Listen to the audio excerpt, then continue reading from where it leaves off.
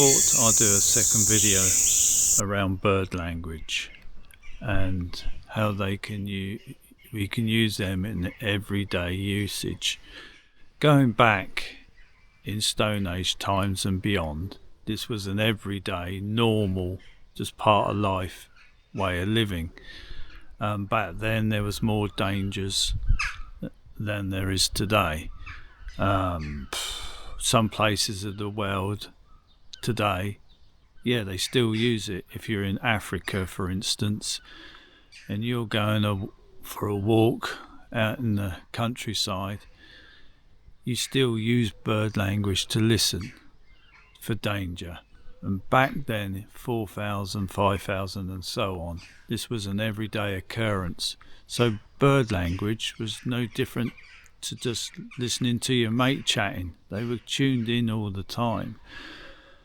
For instance, they could hear a bird alarms going off, and they knew that they had to avoid that area because they picked up on a lion. The birds are mobbing a lions or anything like that, any danger. So they know, avoid that area. My little kids might get eaten or myself. Or they would use that to their advantage, thinking, I fancy a bit of lion steak tonight. Let's go and hunt it. But you do it in a group. If you're just out picking a few berries with your kid and you hear the birds starting off in a very long distance away, you think, time to get out. That's just an example of everyday use in bird language.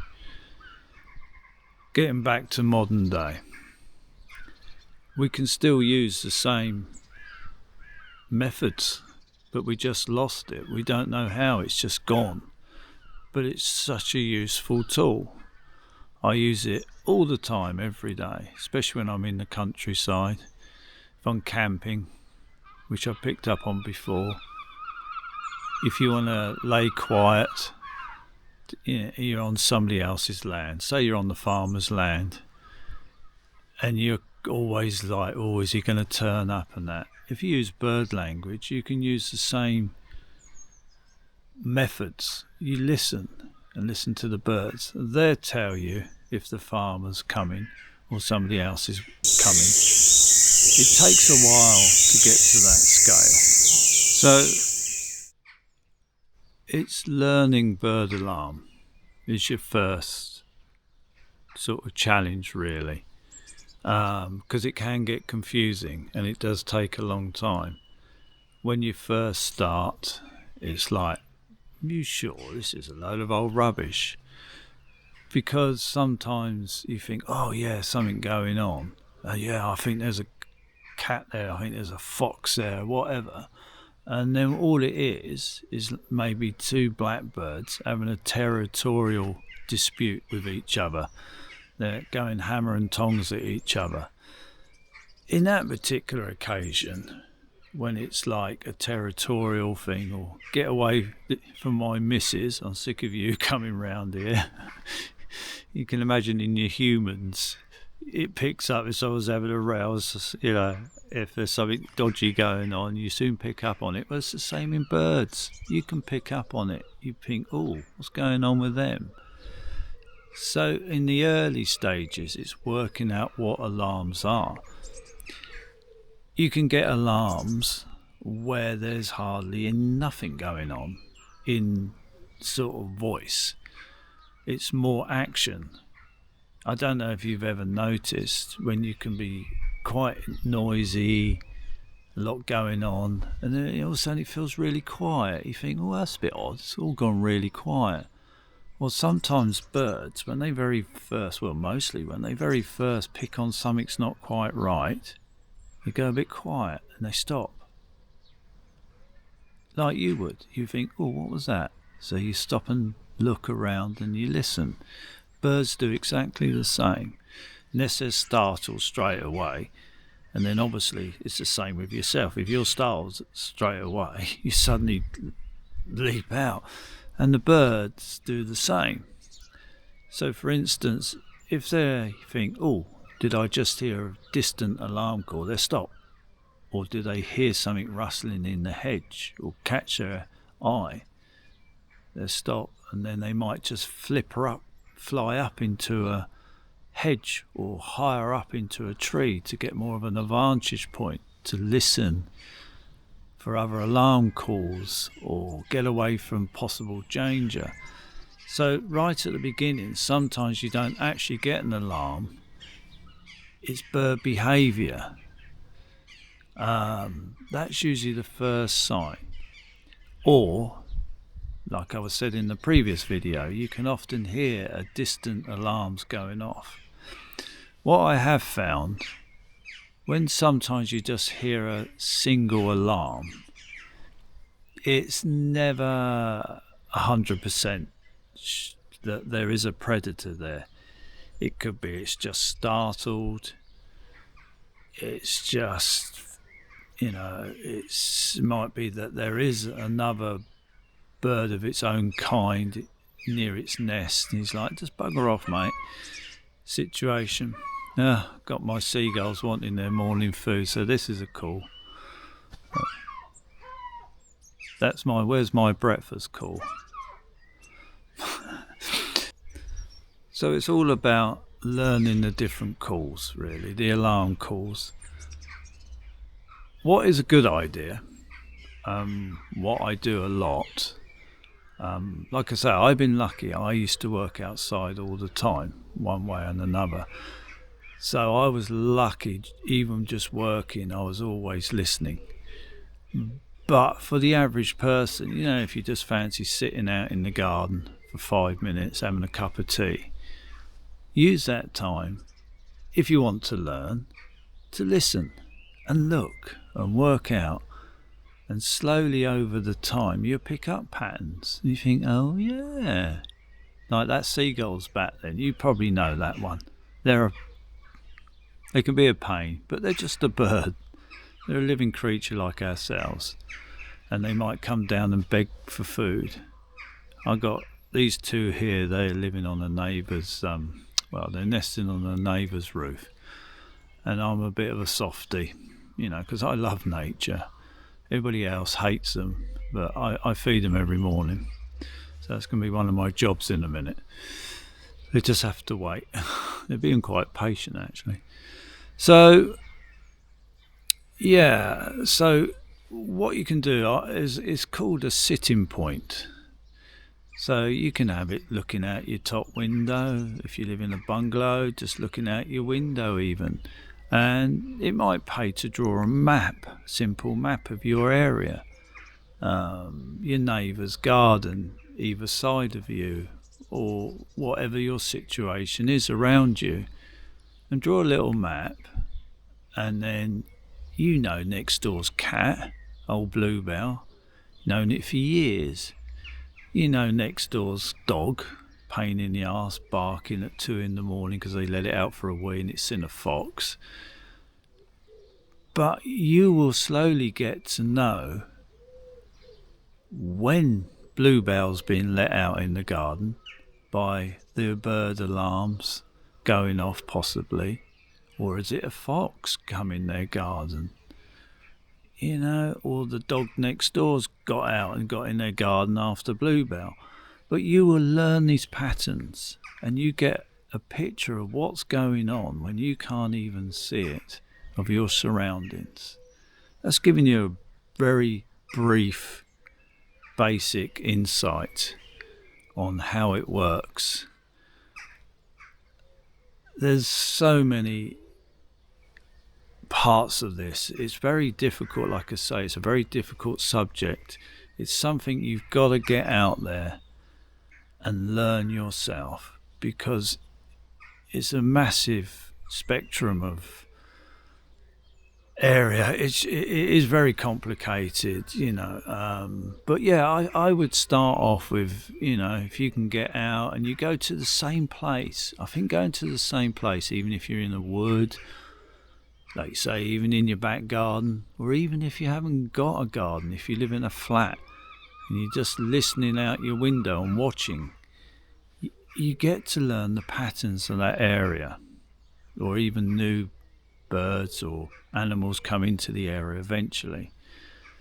It's a good way of learning. And draw a little map and mark out where you're hearing these noises. So for instance, if you heard a bird alarm in Bluebell's garden next door where the cat is, and you hear an alarm go off near the house, and you think, oh, I wonder if that's Bluebell. So I just heard an alarm myself.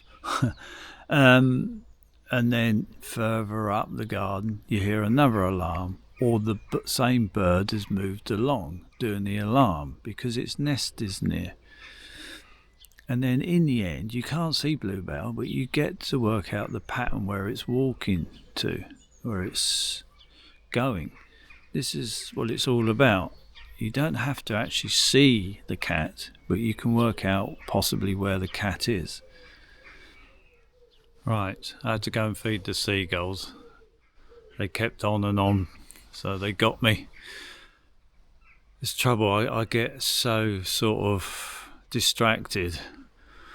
I lose track of where I am. That's why I don't make many videos. I'm terrible. I'm too focused on what's going on around me. But right, yeah, so there's so many different aspects to it all, but you got to start at the basics. It's like anything. So getting back to this sitting spot, it's worth doing. So you build up a picture over the days and weeks, and before you know it, you'll get to know your territory really well, and your animals and your birds. Oh, got a visitor. Hello you. This is Maggie. Hello Maggie. You're going to set all the bird alarms off, aren't you? Yes you are. That and my dog, they're a right old pair. But again, brilliant. You know, if I'm looking for the cat, I can often find her quite quick. Basically because she can't get out of the garden anymore. She's too old. No, I'm joking. But I know roughly where she is in the territory, don't we? By the birds. And she's a right little madam. She used to be terrible for catching birds. It used to really upset me, but that's the way it is. But they're again, birds know this. The number one predator in this country for birds is cats. Cats kill more birds than any other thing. So birds are super aware of cats. That's their biggest danger. Birds are always having to be hyper vigilant. They're constantly under attack from whatever. And that's how it was for us at one time or another. But oh, here we go.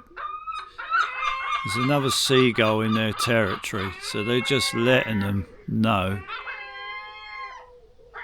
Go away, this is my breakfast area. So you get to learn even their patterns. See, that's that little, I'm giving you a little warning, just mate, you know. It's hard work. Perhaps don't get into this. No, I'm joking. So yeah, so get yourself a little sitting area. Draw yourself a little map. Yes, you can see them up there, can't you? Get yourself a little map and jot down, and before you know it, you know where old Bluebell is, Maggie the cat, the dog. Why is the dog barking? You know, they come out randomly. You think, that poxy dog, like the poxy seagulls. Why is it keep barking? But you'll get to know why it's barking. You know, is it just been kicked out in the garden and mum's fallen asleep indoors and forgot about the dog he's barking to get in, or is there a fox out there which he's picking up on? See, silly little moments, and it just makes life more interesting. Well, I think so anyway. But you can use it for all different ways in your life. The other thing I haven't really touched on is how the animals use each other. I'll tell you what, for instance, I remember walking up on the downs last year, and I was watching this kestrel, and I thought, wow, it's so nice to see a kestrel. For a while there, they were getting rarer and rarer. And the last couple of years, I've seen quite a few kestrels again. So I don't know if he's changed his farming habits up there or what's going on. But anyway, I was watching this kestrel, and I was just thought, oh, that's lovely. And then I heard a bird alarm go off, and I thought, oh, is that the kestrel causing that? He's a bit nervous. Lo and behold, I could not believe it. There was a fox in the same area where this kestrel was, and I was watching it. And what was happening was the fox was looking in this long grass for mice or trying to get some food out, scare it out of the long grass. So the kestrel was using that fox to its advantage. It was hovering above, knowing that that fox was going to disturb whatever's in that grass, and it was swooping down, the kestrel, and grabbing mice. I was watching it nearly 2 hours. I sat and watched this going on, and it was unbelievable. Could not believe it. So the bird was using the fox to its advantage. So it can work the other way as well, where all animals have alarms as well, like foxes, badgers, rabbits, they have alarms. And this can work for the bird's favour. For instance, you could get like a fox alarm going off, and like a territorial thing where it's like saying to other foxes, bugger off, this is my area. And possibly if they found an old carcass, some food, and they're making a rampus, a right noise, saying to this other fox, go away. But this will attract the birds, the rooks and the crows and the magpies and all. They think, oh, what's going on? Sounds like there's something like food going on. The birds know, they listen, they're constant, they have to survive. All birds and animals all do. Their number one thing is just they need food. We just pop down the shop, whatever, or go in your kitchen and cook something. They got to find something. Their whole life dependent on getting food, staying safe, breeding, sleeping, constant. It's not stopping. So they also listen to each other, so they're using each other. The animals and birds are constantly working together. Well, not working together, but they're constantly, they do at times. They use each other to help each other, but they have to be so switched on to survive. So like where the kestrel was using the fox, sometimes it can be the other way around. It's so interesting, and it works with humans as well, interacting with birds. You're walking along Eastbourne seafront, well chuffed with yourself. You think, you know what, sod it, I'm going to have fish and chips. You're really smug with yourself, so you buy it. You think, cool, yeah. Go down, find a nice spot on the beach, and open your old packet up, and you got this world's longest sausage, and you think, cool, yeah. Next minute, you're thinking, and there's a seagull flying off in the distance with your sausage. You're looking around, everybody wetting themselves laughing. You've got to be aware. This is what I'm saying. You've got to be aware. You've got to learn bird behaviour and bird language so you don't get your sausage nicked. But you know what I mean. It's constant. It's always happening. So if you use your situation awareness of these seagulls all around you, and you're listening to the bird behaviour and the calling, and like that we just heard on the shed a while back, they're hungry and they're going to be wanting something, and you just got to be aware. It's just survival. Right, I'm getting to that stage now where I'm sort of losing the plot a bit and digressing. I don't know what it is. I don't know if it's my dyslexia or whatever, but sometimes I struggle to say a word, so I alter my word because I know I'm not going to say it properly. So I use another word instead, but it sort of throws me off in a different direction. That's why I don't do many YouTube videos.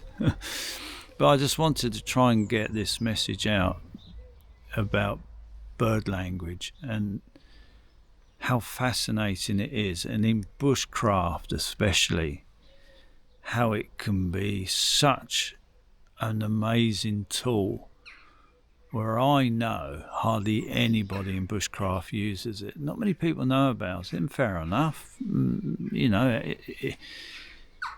it's not going to make that huge amount of difference to them, but is it? It could be a bit of a shock how it does change your life.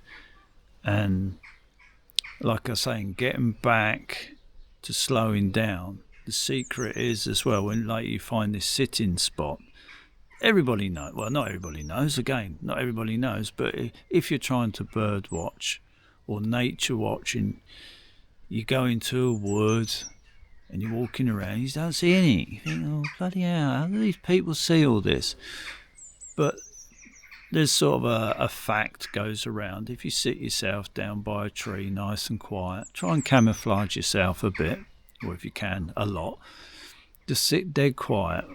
And there's this thing where they say after 20 minutes, the wood goes back to its normal way. Well, it does, because you're quiet. You're keeping that balance down.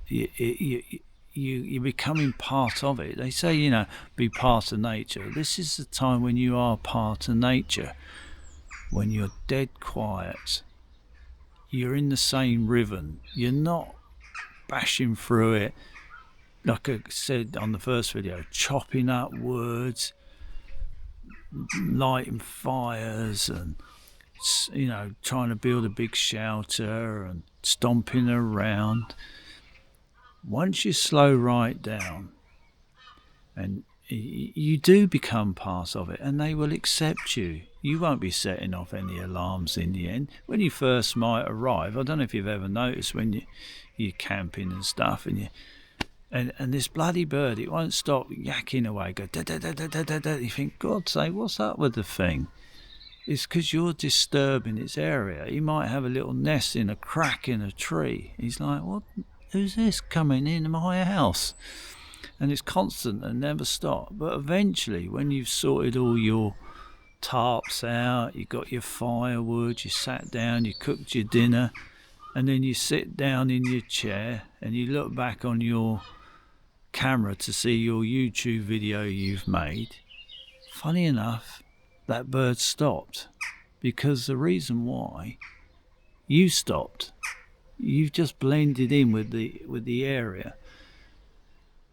It's all about that balance. You know, when I said about throwing that pebble in the pond, in the river, on the first video, it's all about that. So I believe that bird language can help you have a better experience, even by helping you slow down when you're out bushcrafting, and it will make you come part of nature, as silly as it sounds and rubbish as it is, but it does. You know, people say, oh, I feel part of nature when I'm out there. Yeah, you do. You're out there, great. But you can really make that experience a proper, amazing experience, and it will help you. Like I said on the first video, towards the end I started mumbling and talking a load of old mind you, I started that at the beginning, but right, I'm going to stop now. So that's another little video I just thought I'd try and share with you, to try to get you to understand about this bird language and connecting with nature in a way.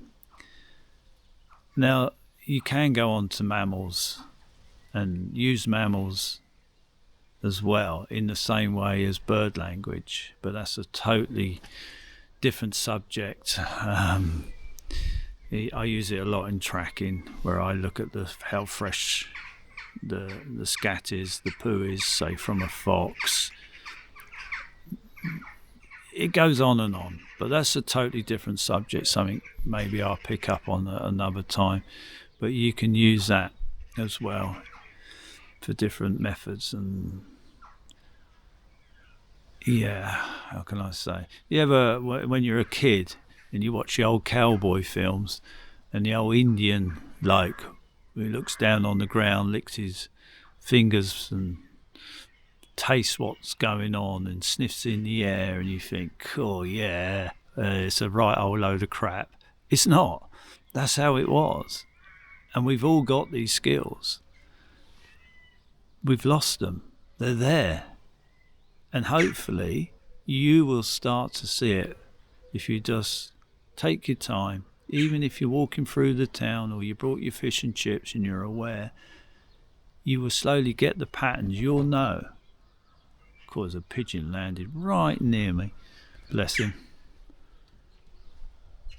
Don't know if you can see him on the fence. Oh, now, hear the cat. Who's that? What's that then, Maggie? There's a magpie over there. He's trying to flush out birds to find where their nests are so he can nick their young. Yeah, he hasn't spotted you yet, has he? No, because I'm hiding you. She's right beside me. Yes, you're camouflaged. Once he sees you, mate, he'll be gone. So, right, that's what happens with me. I start talking rubbish and digress. So, anyway, that's video number 2. If you're still with me, it'd be amazing. Don't know what video number 3 will be. There goes that magpie. See what I mean? It's constant, never stops. Where's he going? What's triggered him to go off to that direction? They work together, magpies. I call them the gangsters. And they all use each other. And I can see 3 of them right now, and I can hear 2 more over there. Right. Thanks for watching. Take care.